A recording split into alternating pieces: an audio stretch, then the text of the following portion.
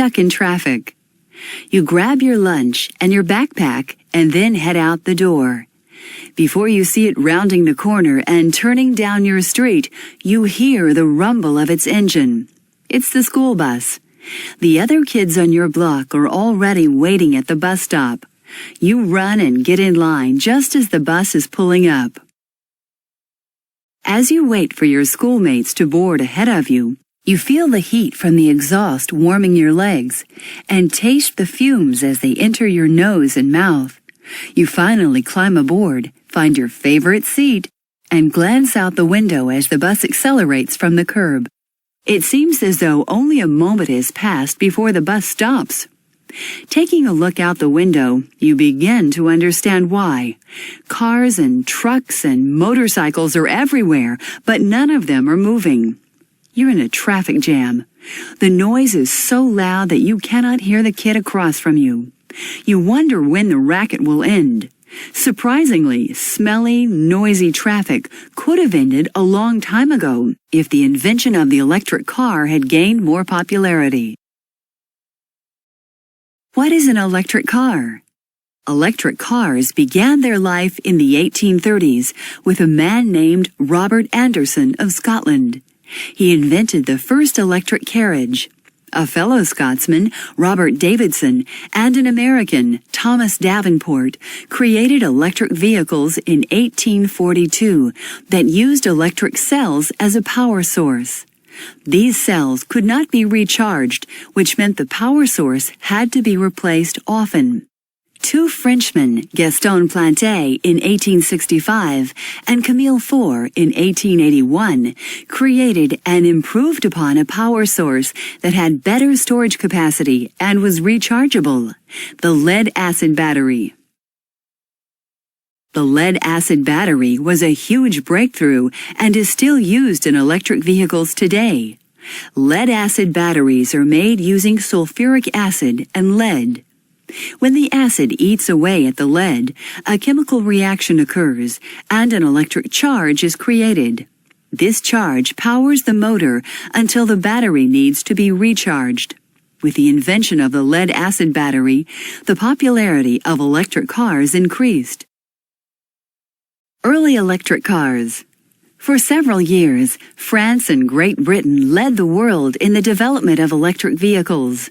The United States did not join in until 1891, when A.L. Riker built an electric tricycle and William Morrison built a 6-passenger electric wagon. Suddenly, America was hooked. Many early electric prototypes were created. In 1897, the city of New York bought a fleet of electric taxis from the Electric Carriage and Wagon Company of Philadelphia. The taxis looked almost like horse carriages without the horse and cost nearly $2,000 each, which would be at least $50,000 today. By steam, electricity, or gas. By the beginning of the 20th century, the popularity of cars in America had increased greatly. More and more people were moving to cities and wanted greater mobility. Ambitious and competitive inventors responded quickly to the demand by embracing different technology and devising many new and original ways of powering vehicles. This led to the invention of cars powered by steam and gasoline, in addition to electric cars. Sales of electric cars soared in 1899 and 1900, mainly because their competitors lacked what electric cars offered. Electric cars did not shake like gasoline cars, and their motors did not produce the pungent smell and loud noise that gasoline cars did. Changing gears on gasoline cars also proved to be a nuisance, and drivers were often seen wrestling with the gear shifter. Electric and steam vehicles did not require gears to be shifted. Steam cars, however, took a long time to start, sometimes as much as 45 minutes, especially on colder mornings. Gasoline cars also took time to start and required drivers to turn a hand crank. Range, or the distance traveled, was a problem with these early cars. Steam cars could only travel a short distance before needing more water. Electric cars had the advantage because they could travel farther than steam cars on a single charge. At that time, the best roads were in cities, which meant that most travel was local. This situation made electric cars popular because they were able to ride smoothly and quietly for short distances. Standard electric cars cost slightly less than $1,000. Electric vehicle manufacturers, however, wanted to reach more prosperous consumers and had designers create massive, ornate carriages with flamboyant interiors made from expensive materials, which bumped up the price to almost $3,000 by 1910. This decision on affordability would haunt the electric car for years to come. Do you know? Hybrid cars were also invented a little more than 100 years ago. A car is called a hybrid when it runs on two different sources of energy, such as electricity and gas. Ferdinand Porsche invented the first hybrid car in Germany in 1898. His design used a gasoline engine to spin generators that produced electricity, which was sent to the electric motors that powered the car. The decline of the electric car. After the initial surge in popularity of electric vehicles for short in-town trips, the production and sales of electric cars dropped rapidly. But it was not just the high price tag that caused the decline. By the 1920s, U.S. cities had expanded their road systems so that motorists could travel between cities on good roads. This change brought about the need for vehicles that could travel greater distances, like the gasoline car. An important breakthrough was the invention by Charles Kettering of the electric starter. The starter used electric power and eliminated the need for the troublesome hand-crank gasoline cars needed to start. Around the same time, oil was discovered in Texas, which made gasoline easier and cheaper to produce, and therefore much more affordable to the average driver. Eventually, Henry Ford's assembly lines allowed the mass production of gasoline cars. Such high-volume production meant that Ford could sell his vehicles cheaply, to begin with, between $500 and $1,000. Gasoline cars became cheaper and cheaper to manufacture and sell. At one point in 1912, an electric car with its ornate designs sold for about $1,750, while a gasoline car went for about $600. By 1935, electric vehicles were almost extinct and would not be built again until the 1960s, when people learned how high a toll gasoline cars took on the environment. The constant release of harmful gases by vehicles prompted Americans to demand more environmentally friendly vehicles. Consumers also wanted alternative fuels to gasoline and to rely or depend less on foreign oil.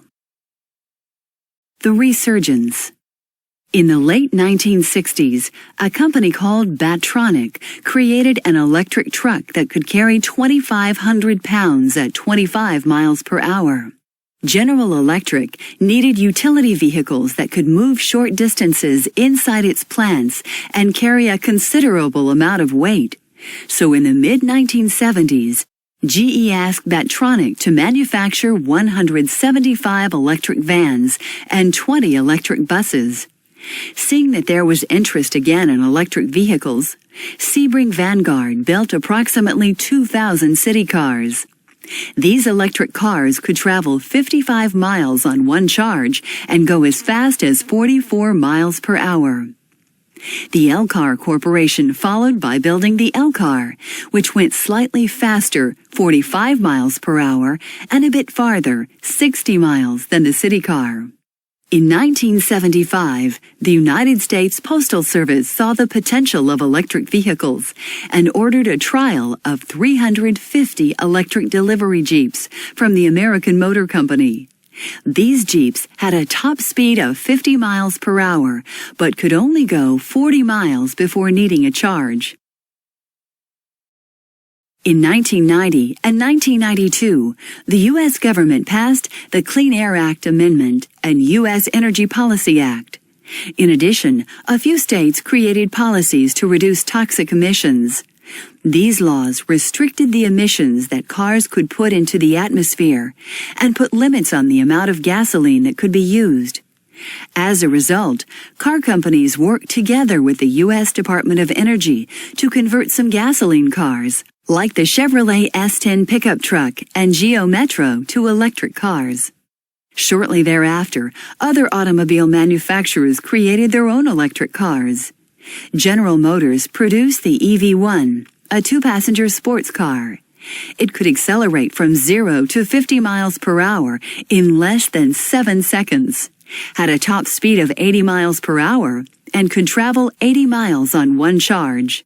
Other electric cars included Toyota's RAV4 sport utility vehicle, Honda's EV Plus sedan, and Chrysler's Epic minivan. Despite all this progress, history seemed doomed to repeat itself. Much like the situation almost 100 years earlier, this new generation of electric cars was too expensive for the average consumer, $30,000 to $40,000. By improving production methods and increasing the volume of cars produced, car manufacturers hope to reduce these high prices. Some pluses of electric cars: do not produce emissions like gasoline cars. Motors create more or less the same horsepower no matter the speed. Accelerate faster and more quietly than gasoline cars. Possible to recharge batteries using renewable sources of energy such as solar or wind power. Some minuses of electric cars: batteries often contain toxic chemicals which can pollute if disposed of improperly. Some electric cars need to use special electrical sockets for recharging. Recharging batteries can take many hours. Most electric cars travel less than 100 miles on a single charge. The future of electric cars. The long-term future of electric cars is very bright. Fossil fuels, such as gasoline, won't last forever, but electric cars will continue to work as long as we can generate electricity to run them. Although most of our electricity today comes from power plants that use coal, in the future we will need to rely more on sustainable and renewable sources of energy, such as solar, wind, and hydroelectric power. Rising gasoline prices and concerns about air pollution and climate change may also increase the demand for electric cars. The short-term future of electric cars is still in question. Today, electric cars are not produced in the same quantity as gasoline cars, so they are more expensive to make and purchase. Also, most electric cars can still travel less than 100 miles on a charge. While this is farther than most people drive in a day, the thought of running out of electricity while driving still worries many people. And people who want to take their car on long trips might have to look to other forms of transportation. Car makers have tried to address some of these issues by making hybrid cars, which use two sources for power.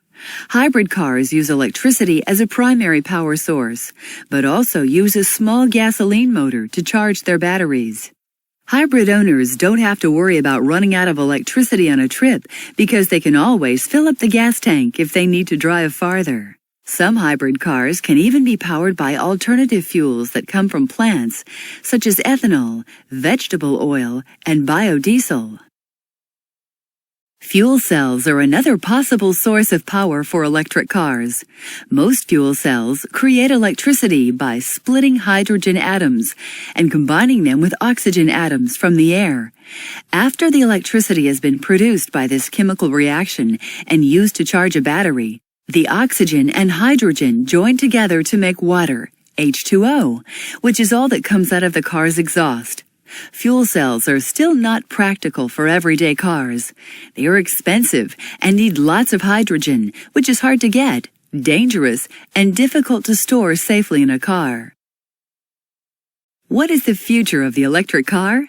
Will electricity for motors come from the sun, the wind, vegetable oil, biodiesel from plants and algae, ethanol from corn or sugarcane, hydrogen from natural gas, another fossil fuel, or from a totally new source that has not yet been discovered? The possibilities seem endless, and the energy situation is constantly changing. Next time you're stuck in traffic on your way to school, perhaps you could start thinking about new and efficient ways to travel that are affordable and environmentally friendly.